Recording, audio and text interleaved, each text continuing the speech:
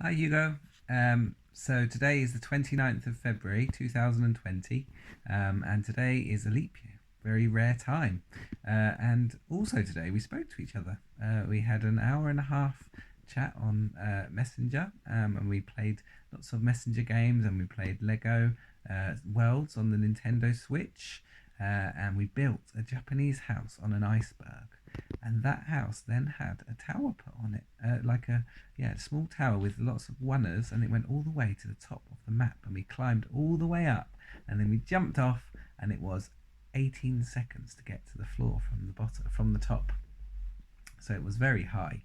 And after that, we built bridges to make neighbouring islands, and we sat on the house and we watched the sunset together on the computer game, which was quite unusual because we weren't actually doing it in real life, but it felt like kind of real.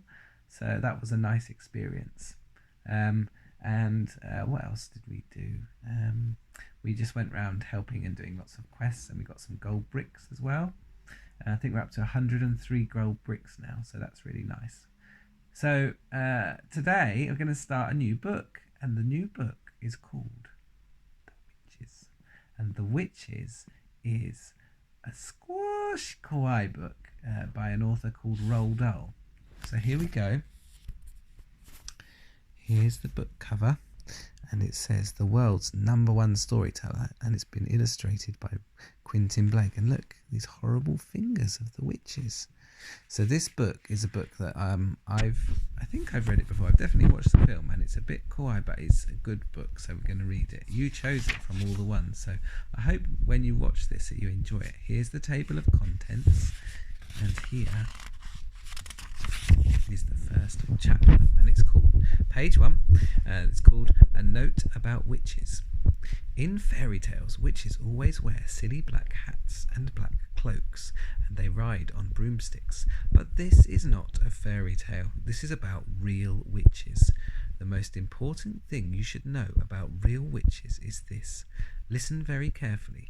Never forget what is coming next. Real witches dress in ordinary clothes and look very much like ordinary women. They live in ordinary houses and they work in ordinary jobs. That is why they are so hard to catch. A real witch hates children with a red-hot, sizzling hatred that is more sizzling and red-hot than any hatred you could possibly imagine. A real witch spends all her time plotting to get rid of the children in her particular territory. Her passion is to do away with them one by one. It is all she thinks about the whole day long. Even if she is working as a cashier in a supermarket, or typing letters for a businessman, or driving round in a fancy car, and she could be doing any of these things, her mind will always be plotting and scheming, and churning and burning, and whizzing and fizzing with murderous, bloodthirsty thoughts. Which child, she says to herself all day long, exactly which child shall I choose for my next squelching? Oh, look, there we go. That looks quite there. See the witch hiding. She's looking very devious, and this poor child's just reading a book and relaxing.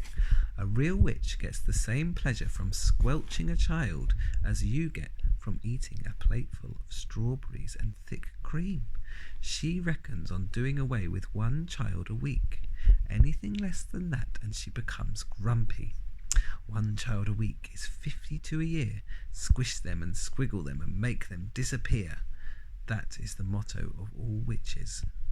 Very carefully a victim is chosen. Then the witch stalks the wretched child like a hunter stalking a little bird in the forest. She treads softly. She moves quietly.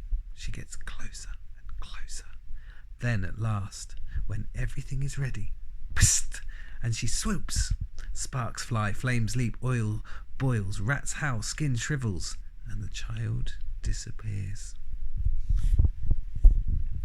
A witch, you must understand, does not knock children on the head or stick knives into them or shoot at them with a pistol. People who do those things get caught by the police. A witch never gets caught. Don't forget that she has magic in her fingers and devilry dancing in her blood. She can make stones jump about like frogs, and she can make tongues of flame go flickering across the surface of the water. These magic powers are very frightening.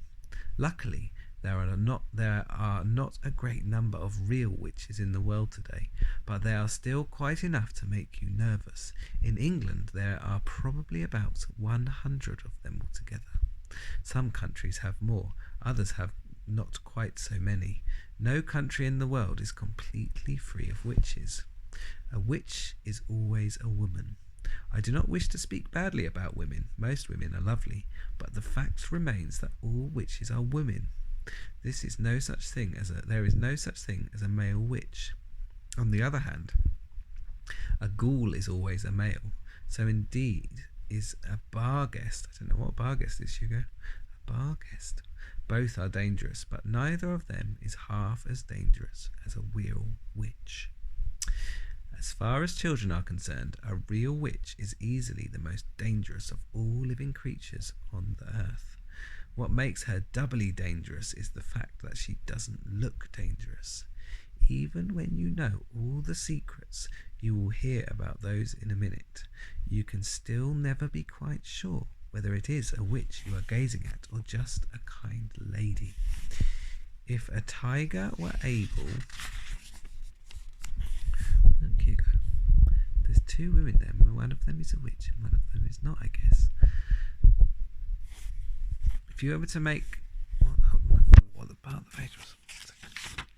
If a tiger were able to make himself look like a large dog with a waggy tail, you would probably go up and pat him on the head, and that would be the end of you. It is the same with witches. They all look like nice ladies. Kindly examine the picture below. Which lady is the witch? That is a difficult question, but it is one that every child must try to answer. For all you know, a witch might be living next door to you right now, or she might be the woman with the bright eyes who sat opposite you on the bus this morning. She might be the lady with the dazzling smile who offered you a sweet from a white bag in the street before lunch. She might even, and this will make you jump, she might even be your lovely school teacher who is reading these words to you at this very moment. That would be scary if you were having a school teacher read this. Look carefully at that teacher. Perhaps she is smiling at the absurdity of such a suggestion. Don't let that put you off. It could be part of her cleverness. I am not, of course, telling you for 1 second that your teacher actually is a witch. All I am saying is that she might be one. It is most unlikely, but, and here comes the big but, it is not impossible. Oh, if only there was a way of telling for sure whether a woman was a witch or not, then we could round them all up and put them in a meat grinder. Unhappily, there is no such way, but there are a number of little signals you can look for, little quirky habits that all witches have in common, and if you know about these, if you remember them always, then you might just possibly manage to escape from being squelched before you are very much older. Ooh, I wonder what these signals are. I guess that's the topic of the next chapter. Oh, no, it's not. Right, so the next chapter is called My Grandmother. I myself had 2 separate encounters with witches before I was 8 years old. From the first I escaped unharmed, but on the second occasion I was not so lucky. Things happen to me that will probably make you scream when you read about them. That can't be helped. The truth must be told. The fact that I am still here and able to speak to you, however peculiar I may look, is due entirely to my wonderful grandmother. My grandmother was Norwegian. The Norwegians know all about witches, for Norway, with its black forests and icy mountains, is where the first witches came from. My father and my mother were also Norwegian, but because my father had a business in England, I had been born there and had lived and had started going to an English school. Twice a year at Christmas and in the summer we went back to Norway to visit my grandmother. This old lady, as far as I could gather, was just about the only surviving relative we had on either side of our family. She was my mother's mother, and I absolutely adored her. When she and I were together, we spoke in either Norwegian or in English. It didn't matter which. We were equally fluent in both languages, and I have to admit that I felt closer to her than to my mother. Soon after my 7th birthday, so it's the same age as you, Hugo, my parents took me, as usual, to spend Christmas with my grandmother in Norway. There's grandmother, she's a mossa, and it was over there, while my father and mother and I were driving in icy weather just north of Oslo, that our car skidded off the road and went tumbling down into a rocky ravine. My parents were killed. Oh no, that must have been terrible. I was firmly strapped into the back seat and received only a cut on my forehead. I won't go into the horrors of that terrible afternoon. I still get shivers when I think about it. I finished up, of course, back in my grandmother's house with her arms around me tight and both of us crying the whole night long. That's a bit sad.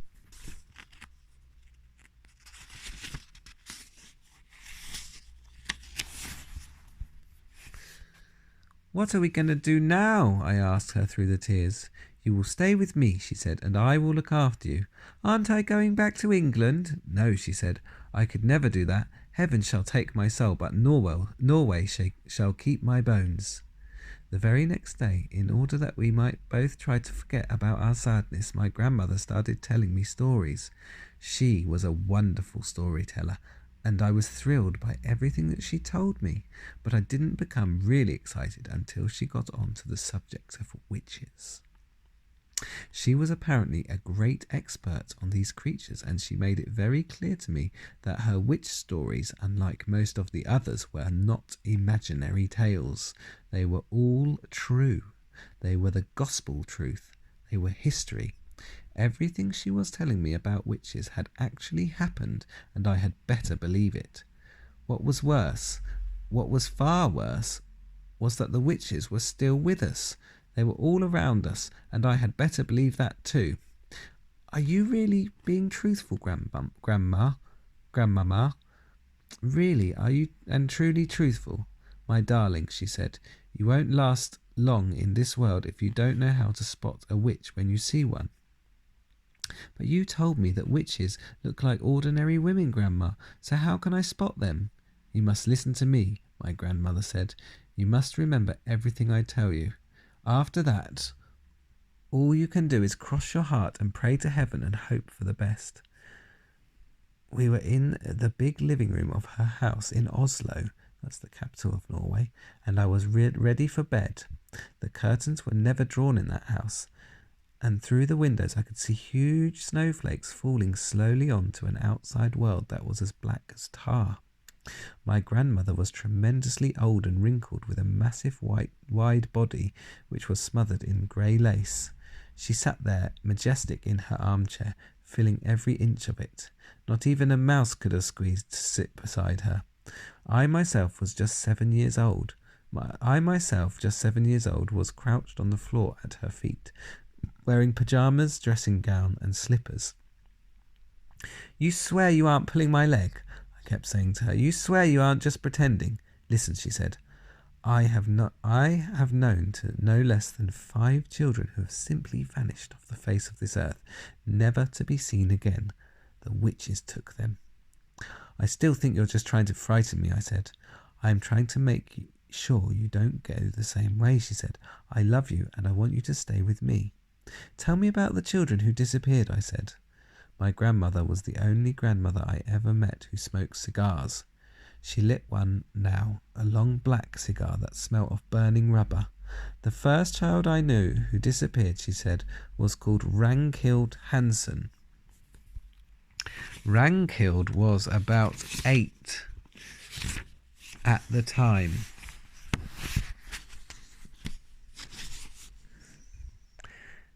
and she was playing with her little sister on the lawn. Their mother, who was baking bread in the kitchen, came outside for a breath of air. "Where's Rankhild?" she asked. "She went away with the tall lady," the little sister said. "What tall lady?" the mother said. "The tall lady in white gloves," the little sister said. "She took Rankhild by the hand and led her away." No one, my grandmother said, ever saw Rankhild again. "They didn't search for her?" I asked. "They searched for miles around. Everyone in town helped, but they never found her." "What happened to the other 4 children?" I asked. "They vanished just as Rankhild did." "How, Grandmamma? How did they vanish?" "In every case a strange lady was seen outside the house just before it happened." "But how did they vanish?" I asked.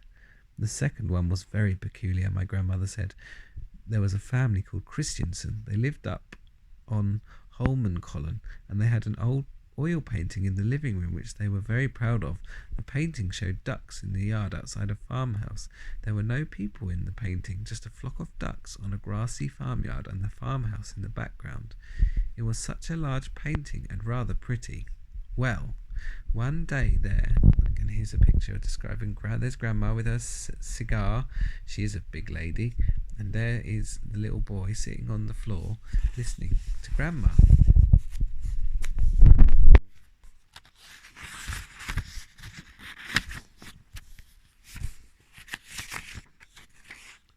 Well, one day their daughter Solveig, there's another picture here. Look, there's the picture of the farmyard and the ducks they're just describing. Solveig came home from school eating an apple. She said a nice lady had given it to her on the street. The next morning, little Solveig was not in her bed. The parents searched everywhere, but they couldn't find her. Then, all of a sudden, her father shouted, "There she is! That's Solveig feeding the ducks." He was pointing at the oil painting, and sure enough, Solveig was in it. She was standing in the farmyard in the act of throwing bread to the ducks out of a basket. There's Solveig, Hugo. The father rushed up to the painting and touched her, but that didn't help. She was simply part of the painting, just a picture painted on the canvas. That's a bit strange. "Did you ever see that painting, Grandmamma, with the little girl in it?" "Many times," my grandmother said, "and the peculiar thing was that little Solveig kept changing her position in the picture.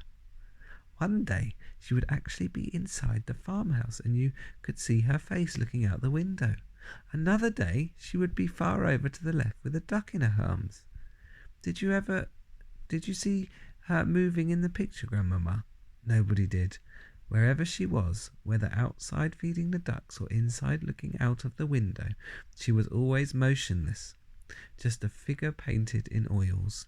It was all very odd, my grandmother said, very odd indeed, and what was most odd of all was that as the years went by, she kept growing older in the picture. In 10 years, the small girl had become a young woman. In 30 years, she was middle-aged. Then, all at once, 54 years after it happened, she disappeared from the picture altogether. "You mean she died?" I said. "Who knows?" said Grandmother. "Some very mysterious things go on in the world of witches." "That's 2 you've told me about," I said. "What happened to the third one?" "The third one was little Birgit Svensson. My grandmother said she lived across the road from us. One day she started growing feathers all over her body. Within a month she had turned into a large white chicken. Her parents kept her for years in a pen. Look. In the garden. She even laid eggs." "What colour eggs?" I said. "Brown ones," said my grandmother. My grandmother said, "My biggest eggs I've ever seen in my life. Her mother made omelettes out of them. Delicious they were." I gazed up at my grandmother, who sat there like some ancient queen on her throne. Her eyes were misty grey, and they seemed to be looking at something many miles away. The cigar was the only real thing about her at that moment, and the smoke it made billowed round her head in blue clouds. "But the little girl who became a chicken didn't disappear," I said. "No, not Birgit. She lived for many years laying her brown eggs." "You said all of them disappeared?" I made a mistake, my grandmother said. I am getting old. I can't remember everything. So the fourth was a boy called Harold, my grandmother said. One morning his skin went all greyish yellow, then it became hard and crackly like the shell of a nut. By evening the boy had turned to stone. Stone, I said. You mean real stone? Granite, she said. I'll take you to see him if you like. They still keep him in the house. He stands in a hall, a little stone statue. Visitors lean their umbrellas up against him. There he is, look. Looks very sad. Although I was very young, I was not prepared to believe everything my grandmother told me, and yet she spoke with such conviction, with such utter seriousness, and with never a smile on her face or a twinkle in her eye, that I found myself beginning to wonder. Go on, Grandmamma, I said. You told me there were 5 altogether. What happened to the last one? Would you like a puff of my cigar? She said. I'm only 7, Grandmamma. I don't care what age you are, she said. You'll never catch a cold if you smoke cigars. What about number 5, Grandmamma? Number 5, she said, chewing the end of her cigar as though it was a delicious asparagus, was rather an interesting case. A 9-year-old boy called Leaf was summer holidaying with his family on the fjord, and the whole family was panicking and swimming off some rocks on one of those little islands. Young Leaf dived into the water, and his father, who was watching him, noticed that he stayed under for an unusually long time. When he came to the surface at last, he wasn't Leaf any more. What was he, Grandmamma? He was a porpoise, a little bit like a dolphin. He wasn't. He couldn't have been. He was a lovely young porpoise, she said, and as friendly as could be. Grandmamma, I said. Yes, my darling. Did he really and truly turn into a porpoise? Absolutely, she said, and I knew his mother well. She told me all about it. She told me how Leaf the porpoise stayed with them all that afternoon, giving his brothers and sisters rides on his back. They had a wonderful time. Then he waved a flipper at them and swam away, never to be seen again. But Grandmamma, I said, how did you know that the porpoise was actually Leaf? He talked to them, said my grandmother said. He laughed and joked with them all the time he was giving them rides. But wasn't there a most tremendous fuss when this happened? I asked. Not much, my grandmother said. You must remember that here in Norway we are used to that sort of thing. There are witches everywhere. There's probably one living in our street this very moment. It's time you went to bed. A witch wouldn't come in through my window in the night, would she? I asked, quaking a little. No, my grandmother said. A witch will never do silly things like climbing up drain pipes or breaking into people's houses. You'll be quite safe in your bed. Come along, I'll tuck you in. Right, that's 2 chapters down. I think that was quite an interesting start to the book. I hope you enjoyed it. Right, okay, so I think that's about time to finish for today. I'll be thinking of you lots, as always, hoping that everything in Japan is going well, and I hope that you're enjoying school, and that life is being a peaceful time for you. Okay, well, be a good boy, always love the car. Tor loves you lots. Bye bye.